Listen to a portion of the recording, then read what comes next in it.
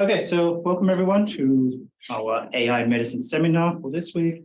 We have two excellent speakers today again lined up, and the first one is William McGough, who is a current PhD at the CRUK as well as Department of Oncology, I believe, right? Yeah, and your primary focus lies within developing AI models for early detection of renal tumors. Is that right? Yes, thank you, Dimitri. Thank you, Ines, for putting it together. Okay, get into it. There's a clicker just in front of me. Yeah. Oh, I'm not sure if that one works. There, we'll see. Yeah. Cool. Very cool.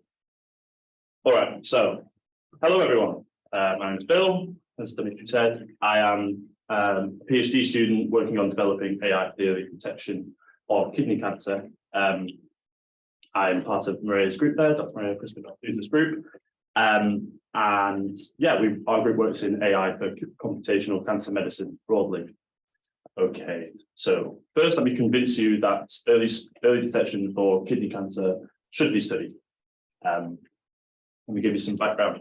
So kidney cancer is the 7th most common type of cancer in the UK, with roughly 13,000 new cases every year. But of those cases, there's a really interesting dichotomy. If your kidney cancer is found before symptoms are detected, you have a 90% chance of survival after 5 years. If your kidney cancer is detected only after symptoms start to develop, and those symptoms are pain in the side or blood in the urine, you basically have a 50% chance of survival. That's an enormous differential. And another rather surprising fact is, of the detections, 60% of the detections of renal cancer, 60% are incidental. So the cancers found in the assessment of a different disease that just happened to be, and a radiologist happened to find a renal cancer on the CT scan. So for example, you might have a preoperative scan for a completely different disease and you have no symptoms, and that's how renal cancers are found mostly, but 60% of all renal cancers are found this way. That's astonishing.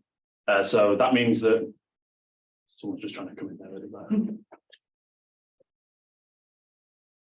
Yeah, sorry. That means that from the first two sets of facts, so from the differential of survival rate between when you find the renal cancer, indicates that the more incidental renal cancers you find, the better mortality results you have, so the longer patients survive. And secondly, that the early detection of renal cancer right now is heavily dependent upon other patient workflows within the NHS. And so maybe if we stop doing preoperative scans for a certain type of disease, maybe that 60% detection, incidental detection goes down, and we have a lower survival rate for renal cancer just as a result of other procedures in the NHS. So that's undesirable. The combination of these two facts mean that screening programs for kidney cancer are likely to improve population health. So it would decouple the renal cancer treatment pathway from other diseases. So we would have the 60% of incidental scans would not be reliant upon other workflows.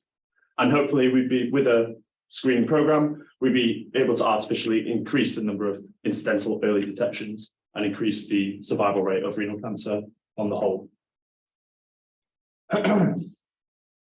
But unfortunately, there is no renal cancer screening program in the UK.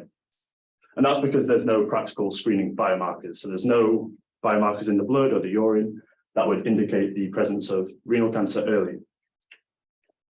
You might be able to conduct screening by imaging, but so basically how we diagnose renal cancer is using CT scans. And we might be able to screen with this method, so using CT scans or MRI, but they have significant pitfalls, namely low cost effectiveness. So the cost of producing these images is expensive, the cost of analyzing them is expensive, and also it tends to be quite slow. So radiologists have to write up reports and do a thorough analysis of, you can't just do a renal cancer analysis, you have to analyze lots of different diseases when you look at a CT scan of a person to make sure you're not missing anything else. And so that makes screening for renal cancer using imaging quite unlikely, overall, basically because it's expensive and quite slow to do that manually with a radiologist. A fast low radiation imaging technique does exist though, and that's low dose non-contrast CT. So this is a method essentially in the gold standard for renal cancer imaging. You'd have a contrast enhanced CT scan. And so that's where you get contrast injected into your bloodstream to highlight the kidneys in the CT image. Also, you'd have a high dose of radiation to differentiate between all the biological structures. In low dose non-contrast CT, you wouldn't have the contrast, you would do a lower dosage, and so it's much quicker, much safer. The patient's in and out within 5 minutes. However, there are some significant pitfalls with this method. Without the contrast, with the lower dose, it's harder to differentiate between textural signals. On the right, you see the contrast enhanced CT scan of a renal cancer within a kidney. On the left is the equivalent structure, but in low dose non-contrast CT. And you can see the boundaries of the renal cancer are much harder to differentiate, if at all possible to differentiate, in the low dose non-contrast CT. So this is the problem with this imaging technique. So how can AI help? We have a potential imaging technique that might be suitable for screening because it's fast and it's safe for patients. But still, staffing costs would remain high for screening, and it would be very hard to operationalize manual screening for kidney cancer. Well, if we can develop an AI tool to automatically evaluate CT scans for renal cancers, then we can reduce the staffing costs that would induce. And so my aim in my PhD is to develop an AI tool that can detect cancers automatically within low dose non-contrast CT. Before we go into the AI, it might be useful to consider, given the reduced image quality, how a radiologist performs in low dose non-contrast CT for the detection of renal cancer. So this is kind of the gold standard of screening. So if we did do manual screening, how would radiologists perform? So there's a 12-year study investigating this, precisely this, involving 16,000 or 15,700 participants, none of which were presumed to have renal cancer at the start. This was a general screening study for people over the age of 50 in the UK. And 43 by the end of the study were found to have renal cancer. Only 27 of those people were detected via low dose non-contrast CT. So that gives us a nice broad target of 63% sensitivity. So that's a radiologist is able to detect renal cancer with 63% sensitivity in this imaging modality, with a specificity of 98%. So in my PhD, maybe I can amend the goal to develop this AI tool to detect renal cancer in low dose non-contrast CT that matches the performance of radiologists. So that's my first goal in the PhD. Before we get into the AI, or as an introduction, let me just run through what happens in medical images or images generally when they're represented digitally. So this is a X-ray, a slice from the CT scan of the human skull, and you can see all the different components labeled there with their pixel values.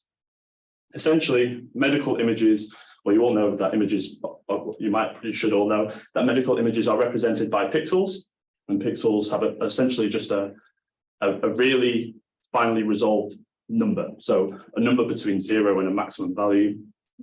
And the intensity of the size of that number, the magnitude, represents the intensity of the strength of the pixel. And so what that means is, for example, in the image, your super low intensities would be the air, so the black here, and that's at like a -100 pixel value in a CT scan. The bone is around 1,000, and the soft tissue is the pixel values in between. That's going to be important to remember in the future. But essentially, this is how all images are represented, including medical images. In medical images, the specific number actually has a meaning. They correlate roughly to the density of the structures, and they have a biological meaning. And so, for example, this hemorrhage here is highlighted, probably using some contrast enhancement by the pixel intensity versus the rest of the soft tissue of the brain. And so the pixel values has a biological meaning. Within images, it's useful to differentiate the signals between structures and textures. So the structure is this, is pretty much this kind of categorical intermaterial pixel variation. So you say that this is the skull structure because it's a single material that has this kind of white appearance on a CT scan. You have the air, you have the hemorrhage. It's a intermaterial intensity variation is the structural component of the image. And the texture is the intramaterial, so inside the material. So things like the heterogeneity of the soft tissue, of the cancer, density variations and noise all contribute towards this kind of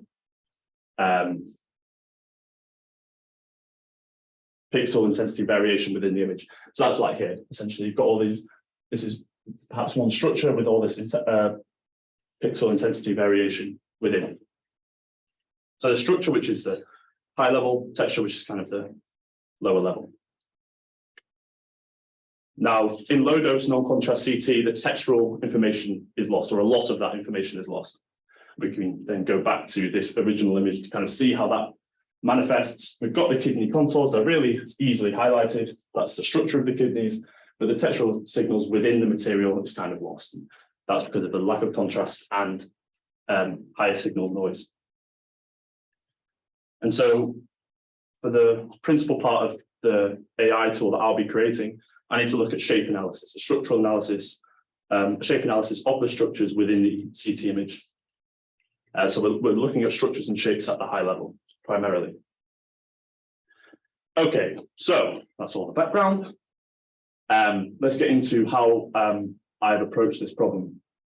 So I'm going to present to you the pipeline at a high level, and then I'll break it apart, and hopefully it will make sense by the end of the presentation. So into the pipeline comes some low-dose CT data. We're initially going to segment the kidneys from that data, so that's highlighting the structures of interest. We're going to extract the object information, and we're going to extract a set of feature data, graph data, and some essentially images of how that object looks in 3D space. We're also going to extract, using the segmentation, the slice level data, so we can really hone in on each slice of the kidney. But as I said, now let's run through each stage of this just to make sure we know what we're talking about. The first stage, the most important stage, is segmentation. So segmentation is the process of highlighting which area in the CT scan belongs to the kidneys and not. And so this label is paired to this image here. This kidney, this label overlies this kidney, that kidney to that label, and you can see how they overlap like so. And a radiologist might do this, well, does do this, thank you, Carol, to assist in research and as part of the clinical workflow. And they're useful in the training of AI as well. Now, we spoke about how medical images are composed of numbers. So if you zoom in on this region here and that region there, you might see this pixel intensity variation. For a segmentation label, you've got a set of ones and zeros. And 1 is kidney, yes, true. And 0 is not kidney, background, false. And basically, because you have this quantifiable representation of where the kidneys are and are not, you can train a neural network to learn how to match label to image. And so this is essentially the structure we use to train the UNet algorithm, which is our segmentation algorithm. I'm not going to go too in depth on UNet. If you know it, you know it. If you don't, you don't. We can speak about it afterwards. But this is the structure that we're using to segment in my workflow. So we use essentially an open source data set and some local files from Addenbrooke's Hospital to train these segmentation networks. We developed a cascade, so that's essentially you train one network to segment the kidneys at a high level, and that ensures that you don't miss any of the kidney. And then you train, so basically, it's a high level network to correctly sort out the background and get rid of most of the background, and then a lower level network to fine tune the boundaries. And so you get a really accurate segmentation from training 2 networks to do slightly different things. One network is highly sensitive, one network is highly specific. And zoom in on this here, and you can see you've got, these are the 2 different components of the cascade. You've got, this is the very tightly defined boundary segmentation network, but it's very confused about anything not related to the kidney. But this network is very confident about where the kidneys are roughly and it really doesn't make any false positives. And if you combine these two together, you do an element-wise multiplication, you get a very well tightly defined segmentation.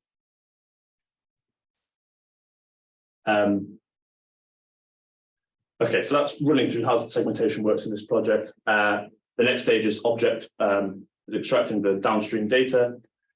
So there's the object file and the CT slice image data. Now this is fairly trivial. You essentially just overlap the segmentation and the CT data, and you do an area of interest-based cropping.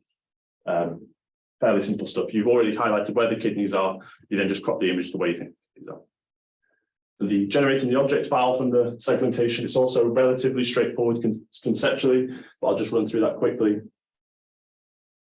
by telling you what is an object file and how do we generate them. And so an object file, so first let's go back to the segmentation label. This is a lot of numbers. On average for a CT scan, it'll be roughly 20 million because you've got the pixels for each slice of a CT scan, you've got the full volume of the CT scan. That's a lot of numbers. If you want to train an algorithm to learn the shape of a kidney, that's too many numbers to generate kind of useful pattern recognition. And so you want to hone in the segmentation label to the region of interest using as little numbers as possible. That's where the object file comes in. So you take the boundaries of the segmentation label and you represent that with a set of vertices. Essentially, this is an STL file for those of you who know your engineering, and it's essentially finding the outer surface of the kidneys within the CT scan. And this is only 10,000 numbers, so it's a much lower data sparser representation of the kidneys in 3D space. Using a marching cubes algorithm, you can get from here to here. Essentially, you abstract out point-wise, and this is each pixel step, and you've got very coarse segmentation outcome from the marching cubes. You apply some smoothing and you get a feasible looking object file structure. And so this is the process for abstracting out the kidney shape in a low data format from the segmentation label. Cool. So from the CT data to the segmentation to the object file, we now have an object file. What can we do with it? Well, we're going to abstract these 3 bits of data. Let me run through these really quick. So we have the kidneys, and we want to understand the macro level properties of those kidneys. And so we want to understand, say, the volume, the diameter, the curvature. We want to extract out the high level shape features. In my project, we use an object rendering kind of software called Blender. If you've used Blender, it's a really useful tool for creating computer graphics and the like, but also you can plug in Python scripts. And so we're able to go into Blender, or using Blender, abstract out the point-wise curvature, which is really useful for 3D object shape evaluation. This is the kind of point-wise equation we use. Doesn't really matter. The point is we can determine the local curvature of each point within the file, and then kind of abstract those out and create like a distribution of curvature. Also, properties like volume, diameter, and convexity are fairly easily computed. And so you essentially can create a set of variables that correspond to the kidney shape. And the rationale here is that a cancer will disturb the kidney shape, will make an area of local curvature high, or it will increase the volume or disrupt the convexity of the kidney. And so large tumors should disrupt the renal contour enough to be detectable with these high-level features. Then we get into the second format of data representation, and that's the graph data. So I mentioned earlier that the object file is a set of points and edges. So that's essentially a graph, a mathematical graph. And I mentioned that we extracted the curvature at each point. So simply, a graph is just this STL file. At each point, we have the coordinates and the curvature. And so this is essentially a map of how the spatial properties of the kidney changes at the very finely resolved level, at the node level. Essentially, the purpose of this data representation is that any disturbance to the renal contour should cause a perturbation in the surface.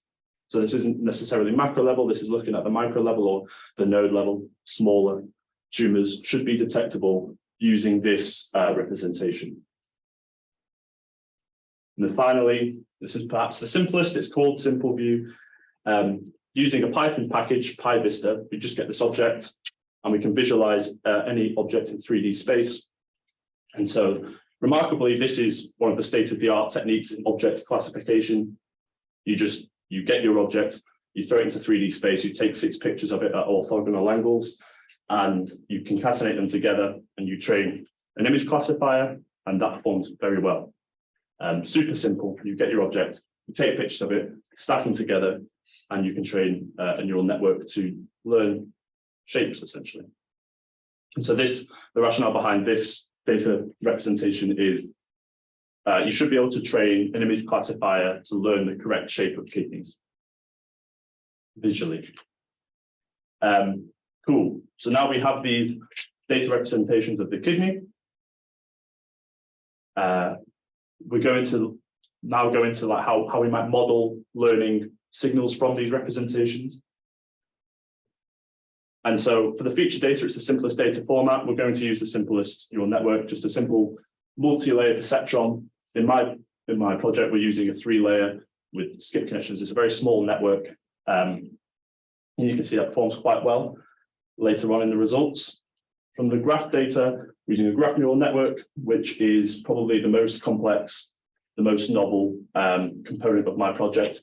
So as I said earlier, the aim of the graph neural network is to look at the relationship between nodes and understand what an abnormal relationship might look like in the context of predicting a certain kind of object level label. So for example, the graph neural network will look at patterns between nodes to understand what pattern generally corresponds to a cancerous kidney level label. And with the images, we use the very well explored convolutional neural network. So EfficientNet is the model that I went with here, the pre-trained EfficientNet. And these essentially convolutional neural networks are fantastic at differentiating different classes in images for fairly low amounts of data. Transformers are very good at this too, but they generally require much more data. And so EfficientNet is the model we went with. Very boring bit. I'm just going to run through quick details. In fact, I'm going to skip this in the interest of time. If you want to ask later, please do. This is essentially the learning setup we use for all the models, and all the representations just summed up nicely in the slide, but very dry. Cool. Let's get on to the results. Exciting. So we have a 2-class classification problem. We have 2 sets of labels. Cancer, no cancer is our prediction, and then they can either be true or false. And so 4 different outcomes, true, positive, true, negative. That's when you correctly assign the labels of there is a cancer or not, and false, positive, false, negative. We measure our algorithm in terms of sensitivity and specificity, like we measured the radiologist's performance earlier. Sensitivity is the ratio between how many cancers there are and how many you correctly found. And false positive rates, or the kind of inverse of specificity, is the ratio of false positives to the number of non-cancers. So essentially, how many cancers do you label that are incorrect as a proportion of all non-cancers? For any classification algorithm, including a radiologist, there is a trade-off between specificity and sensitivity. And it's quite hard to conceptualize this until you kind of imagine being a radiologist trying to find cancers, and say if you imagine the radiologist with the 63% sensitivity and the 98% specificity, and then manager, whoever, I'm not actually embedded in the NHS, but I'm imagining this scenario. Their manager comes up to them and says, look, you're not detecting enough cancers. We need you to detect more.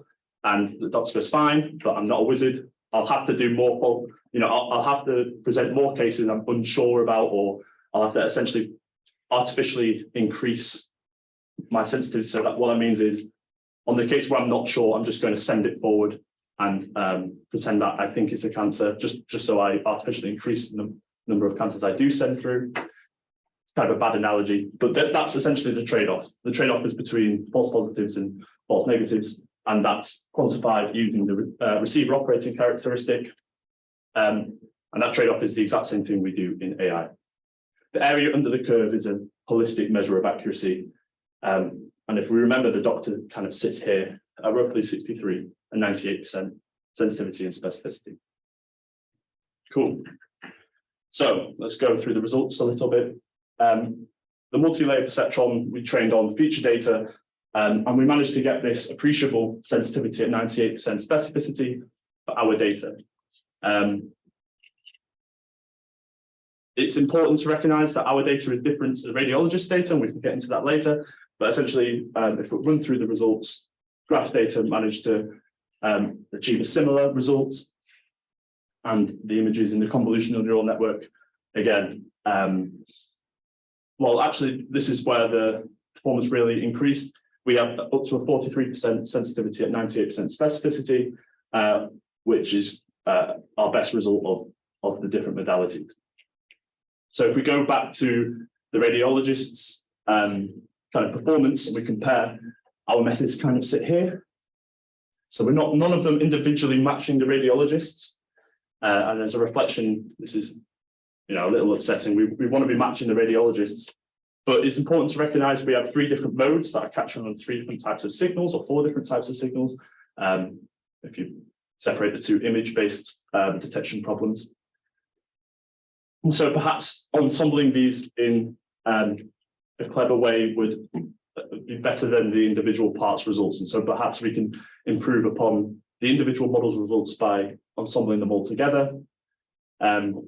And so that's going to be the next stage of my project. Essentially, we have these performances and we want to improve on them by ensembling them in a clever way. But also, perhaps this is not the best measure of model performance. Perhaps just a simple look at specificity and sensitivity for a given data set isn't convincing for conveying our model's performance. Our aim is early detection. And so we want to detect essentially the first or second stages of the cancers preferentially.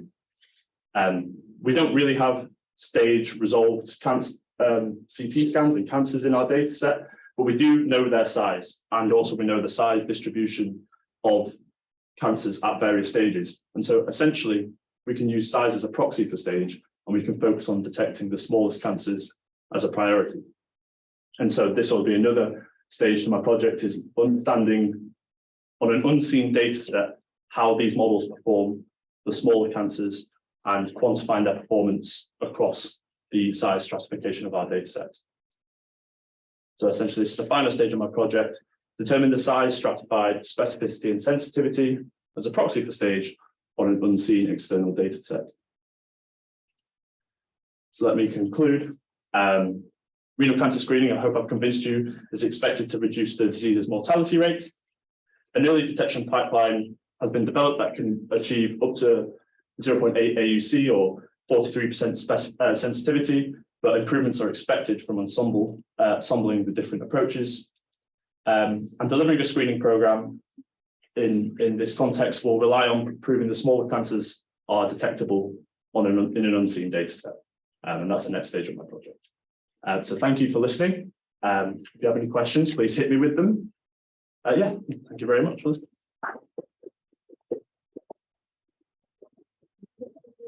So maybe if you don't mind, we move to the second speaker and then we the questions to the end. Sure. Okay, because we are a bit running out of time. Thank you. Okay, so our next speaker is William Pugh. He's a research associate in the computational oncology group, working with Professor Florian Markowitz at the Cancer Research UK Cambridge Institute. He works primarily with deep learning models for the classification and production of cancerous tissue from histopathological images to the diagnosis of patients alongside pathologists. Yeah, looking forward to your talk, Phil. Thank you. Hi, my name is William. I'm part of the Markowitz group. We are primarily a computational oncology group here at the Cancer Research UK Institute. Just as a heads up before I start this project, this will reflect the work of my lab, not necessarily me. And just to start, I'd like to acknowledge Professor Florian Markowitz for the work that he's done with here, and Dr. Adam Berman, whose work I am taking over from. I'm aware that I'm about to present some work which has been done by some people within the room. Please hold all your pitchforks to the end if I do end up butchering any of this. But I'd also like to thank Dr. Marcel Garung, who is the CEO of Cited, who's our industry partner, and Professor Rebecca Fitzgerald at the Yale Cancer Institute, who has been providing us with the data sets that we're using in the current work. So, just as a general overview, I hope that this talk will provide the clinicians amongst you with some AI background on this topic and some AI specialists with the cancer background. So please, if you know bits and pieces here, I hope that you get something out of this talk. So I'm going to be primarily focusing on esophageal adenocarcinoma.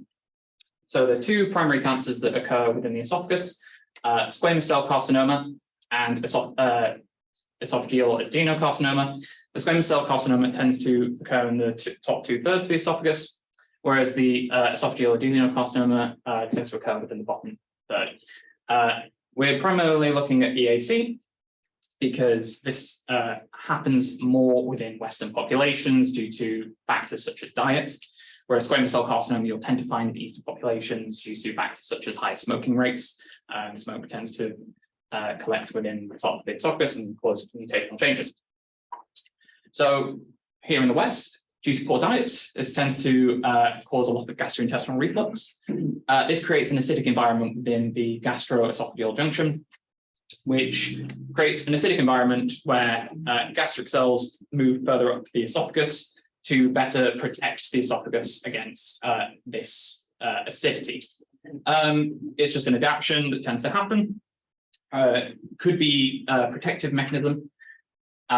However, this does mean that this causes some mutational changes, which does cause people to be more susceptible to esophageal adenocarcinoma. And this is quite important because people with esophageal carcinoma tend to have very poor 5-year survival rate. So catching it early is a very important factor. Every year, pathologists' workload is increasing by about 10%. So we're trying to catch these cases early so that we can reduce the workload overall.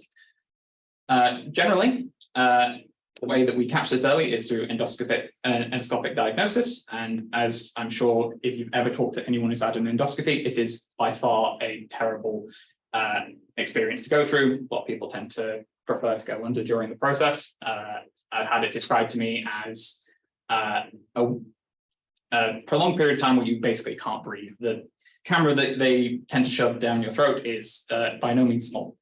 So what can we do about this? So with work with our industrial partner, we have developed a endoscopic surveillance method called the Cytosponge. And I have a little prop here, if anyone would like to see it. So what you do is that you swallow basically a pill-sized capsule, which expands within the stomach, containing the sponge. And then we let it expand within the stomach, and you basically hold onto the string at the other end and pull it out. This creates a sponge which collects all the cells from across the length of the esophagus, which we can then analyze from a pathology perspective. And this is by far a more, not pleasurable method, but better method than endoscopy because it's far less intrusive. So if we can catch Barrett's esophagus early, we can surveil for any factors which may become cancerous in the future, such as atypia.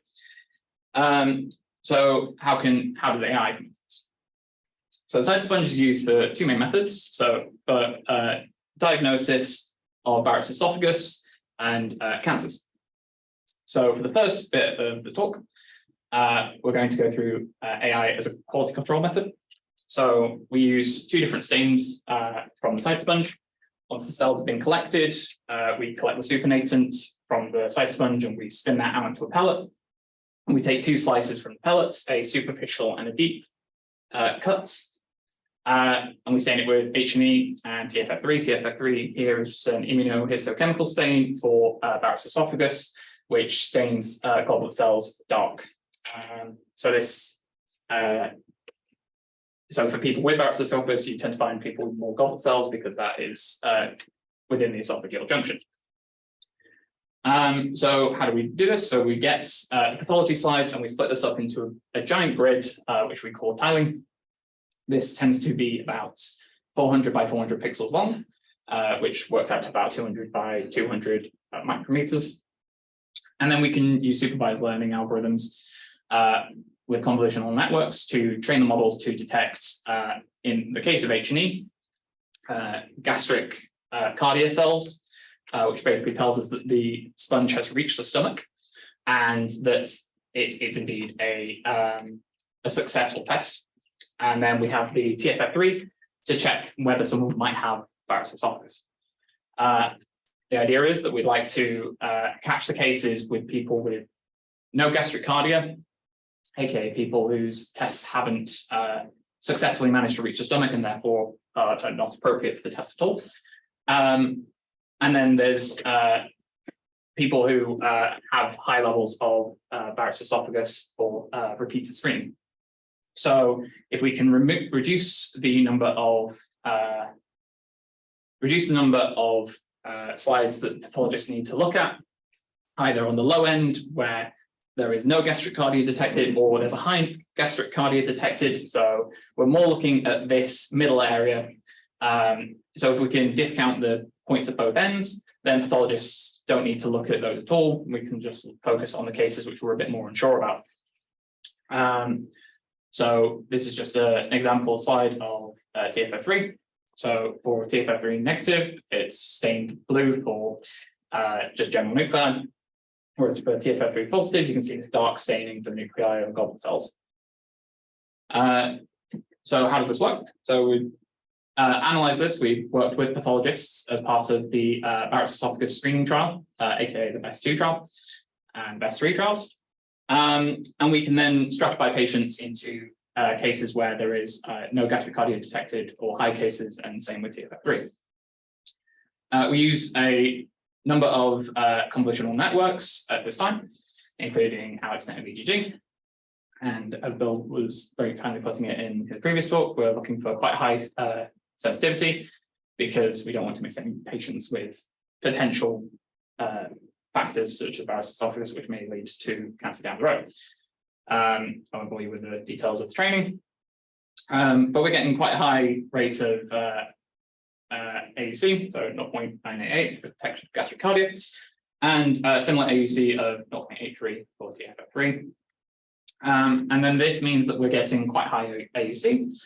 However, as you can see on this red dot is the pathologist performance compared to what is technically the ground truth of endoscopy. And this is why we tend to use this as a triage method rather than a de facto AI will solve all your problems method, because we can't quite replicate, but the idea is that we can show this to a pathologist and they can use the data from the AI system in order to make more informed decisions, especially with the cytosponge, which, because of the cell collection method, means that a lot of the contextual information is lost. So someone who is more familiar with biopsy from the esophagus might not be as familiar with the overall structure of this cytosponge. So if we're showing this to people across the country, they may have not come across the cytosponge before and they might need a little extra help, might not be an expert in this specific type of pathology. So how can this help us? So once we've got the quantification of TFF3 cells within the slide, this example specifically is from a patient which is negative, but typically for purposes of quality control, we tend to put a piece of positive tissue of TFF3 in, and as you can see, the AI system is highlighting the positive TFF3 goblet cells very well, and is leaving the rest of the tissue negative. So it's working really quite well. And what we do with this, so once we've got the quantification of TFF3, we can predict factors which are known to have correlation with people with esophageal adenocarcinoma. So we're looking at two measurements.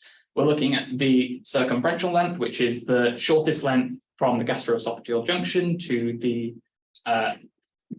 smallest length of Barrett's esophagus to the maximal length, which is the highest level of Barrett's esophagus. So how long in centimeters essentially is Barrett's esophagus rising through the esophageal esophagus?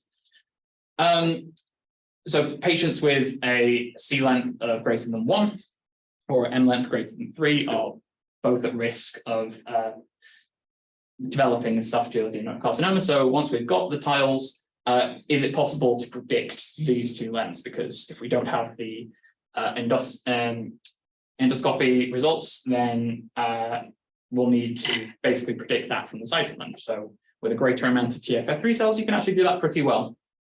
So we can predict the C length with a correlation of about 0.73 and the M length with the correlation of 0.77. And as you can see from the graph here, it's slowly rising. So we just need a general area in terms of how long we think this is, because if it's greater than C1 or N3, then that patient is already at risk. So once we've got that, we can then make informed judgments about whether this person actually needs to go for endoscopy at all, and potentially reduce the amount of people going for this quite invasive procedure. So then where do we take this from here? Well, once we've done some quality control on the slides, we then look for H&E and P53 stain slides. So for this time, we're looking for early signs of atypia in H&E, and we're looking for P53 positive stains within these slides. So we do the same as we did before. We tile up the entire slide into 400 by 400, and we are using some supervised methods to train convolutional networks to recognize these classes, as well as atypia. And atypia is a bit more of a difficult problem because atypia is more of a nebulous term within clinical science. It can represent a lot of features together and tend to be comorbid with one another. So this can basically be a number of these features together, or one would count as atypia. So that includes dark cytoplasm, nuclear crowding or chromatin clumping, and apoptosis and loss of polarity. So there's a lot to work out, which is why we're trying to get the AI systems to look at this in general. So for this part of the work, we were using convolutional networks, but at this point, vision transformers started to become a bit more popular, as I'm sure you're all familiar with ChatGPT and how they work. They're working by tokenizing lengths, and we then bring this into the vision space. So we split the patches that we're looking up into even smaller tiles, and this looks at the entire tile at once, whereas convolutional networks are really good at looking at local features. So as before, we use supervised training to train these networks, and we then get quite high performance on both atypia detection and P53 detection. I have some theories about why the transformer model is performing better in terms of atypia. So for P53, it's quite a local operation in that the dark staining of the nuclei is very central, usually within the size of the magnification that we're looking at on the slides. It's quite obvious. It can quite easily detect between positive and negative. Whereas for atypia, it's more of a diffuse problem. It needs to look at the entirety of the pixels in the tile in order to determine whether this is atypia or not. And we can use this to basically annotate a slide and generate annotations for pathologists to look at as a triage method. So they can label themselves which areas that they think are problematic. So this is one of the cases where we actually showed this to a pathologist, which was previously negative, but in fact, the model was calling some cases which looked a bit strange, and we ended up finding dysplasia in someone who had previously been missed and then were later referred for an endoscopy. So this is detecting features such as dysplasia or intestinal metaplasia. And we can use this to basically work out if the model is accurately classifying these different groups within the slide. So with the graph on the right, we're using TSNE to maximize the difference between different classes. As you can see, there's quite a large group of artifacts and aberrant P53 columnar epithelia. These are quite distinct, and it shows it's really good picking up these dark sites nuclei. Whereas the atypia is a bit more difficult. So you can see that the gastric cardia and the atypia are kind of crossing over a little bit more, just because some of these features may indeed look atypical at this level. And you can also see some artifacts creeping in just because there might be cellular apoptosis, which also looks like atypia, but in fact, when it's being pulled up through the esophagus, just happens to burst anyway. And then we can use this, we can bring this all together as part of quality control and risk stratification. So we can combine patients that have had the correct quality control with detection of columnar epithelia and gastric cardia, as well as whether they have Barrett's esophagus or not.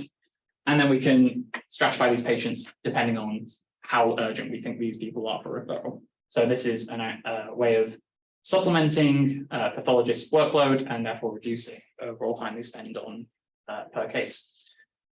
So thank you. I'd like to thank all the people in my lab for their continued support, as well as Maria and the pathologists who have worked hard on helping us annotate these slides. So thank you.